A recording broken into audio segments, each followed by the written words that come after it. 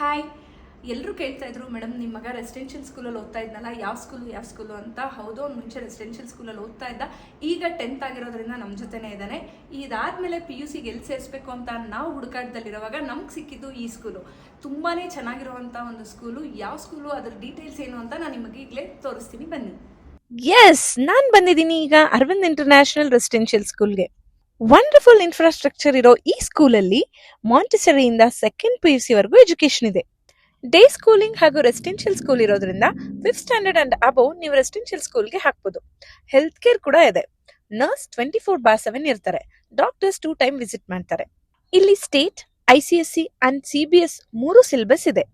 Cultural discipline and excellence plays a very important role here. 10 students who get 96 and above will get 1 rupee scheme education. ತುಂಬಾ ಮಕ್ಕಳು 8th, 9th, 10th ಹಾಗೂ PU are studying in 1 rupee scheme education. PU students have NEET, JEE and CET coaching and also CA and CLAT coaching also available here. Scholarship schemes ಕೂಡ available ಇದೆ. Classrooms are good with well-educated lecturers. ಒಂದ್ ಕ್ಷಣ ನನ್ನ college ನೆನಪು ಬಂತು. Labs are sophisticated with all good equipments. Library become a place where knowledge grows and dreams begins. ಆಕ್ಟಿವಿಟೀಸ್ಗೆ ಬರೋದಾದ್ರೆ karate, swimming, skating, judo ಇದೆ. ಊಟ ಅಂತ ಬಂದ್ರೆ ಡೈನಿಂಗ್ ಹಾಲ್ ಅಂತೂ ತುಂಬಾನೇ ದೊಡ್ಡದಾಗಿದೆ. ಊಟಕ್ಕೆ ಮುಂಚೆ ಫುಡ್ ಇನ್ಸ್ಪೆಕ್ಷನ್ ಆಗಿ ಬರುತ್ತೆ.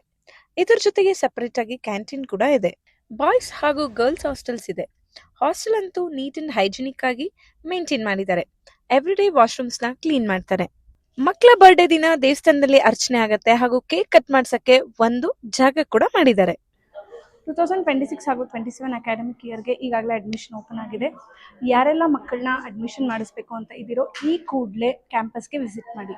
ಎನಿ ಕ್ವೈರೀಸ್ ಈ ನಂಬರ್ಗೆ ಕಾಂಟ್ಯಾಕ್ಟ್ ಮಾಡಿ.